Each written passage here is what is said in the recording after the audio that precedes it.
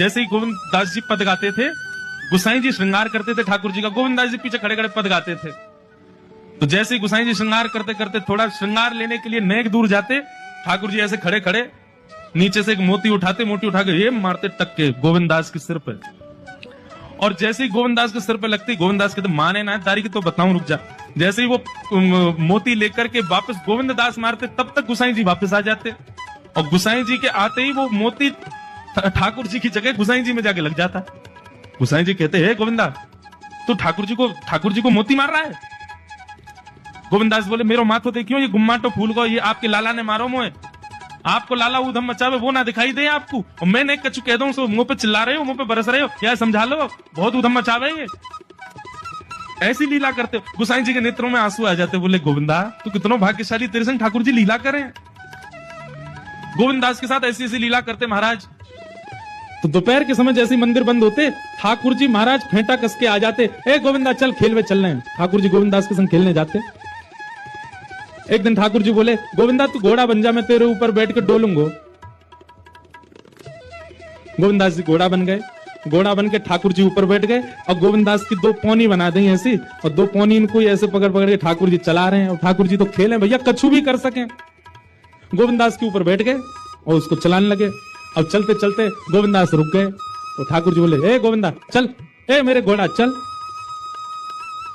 गोविंद दास जी बोले जय जय जय जय नेक उतर जाओ।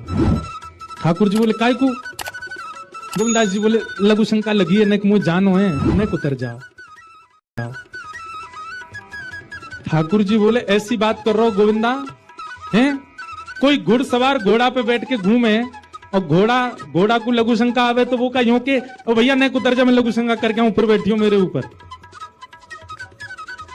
गोविंद दास जी बोले तो कहा आज्ञा? बोले आज्ञा वो ये जो कह रहा हूं, जैसे घोड़ा बिना आज्ञा लिए अपने व्यक्ति को ऊपर बैठा के सब काम कर ले, वैसे तू कर ले। तो गोविंद दास जी ऐसे घोड़ा बन करके चल रहे हैं, ठाकुर जी ऊपर बैठे हैं और सब कर आए काम। अब इतने में ही कोई व्यक्ति वहां से जा रहा था, अब उस व्यक्ति को ठाकुर जी नहीं दिख रहे हैं, उसको गोविंद दास चलते चलते दिख रहे हैं। उसने जब देखा अरे राम राम राम राम जी गोविंद दास जी क्या महाराज, किसी व्यक्ति ने गोविंद दास जी को ऐसे देख लिया, ओहो जी तो ऐसे ही डोल रहा है और चलते फिरती कर रहा है। गोसाई जी से जाकर के शिकायत कर दी, और गोसाई जी से कही, बोले गोसाई जी आपने गोविंद दास को बहुत सिर पर चढ़ा लिया आज। अरे भाई खड़े होके लघु शंका करना भी मना है शास्त्रों में, वो तो ऐसे बैठ करके चलते चलते कर रहा था, वस्त्रों में ही कर रहा था, इतना अपवित्र, और आप उसको मंदिर की सेवा देते हो। अच्छा नहीं लगा।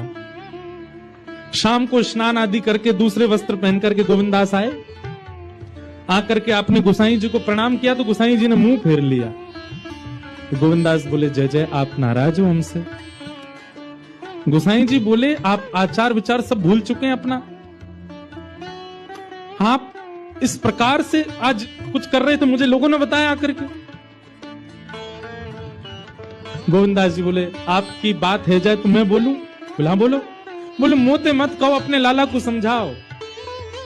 जय हट करके बैठे, जय जिद करे, कहां करूं कहां तक समझाऊं जाकू मैं?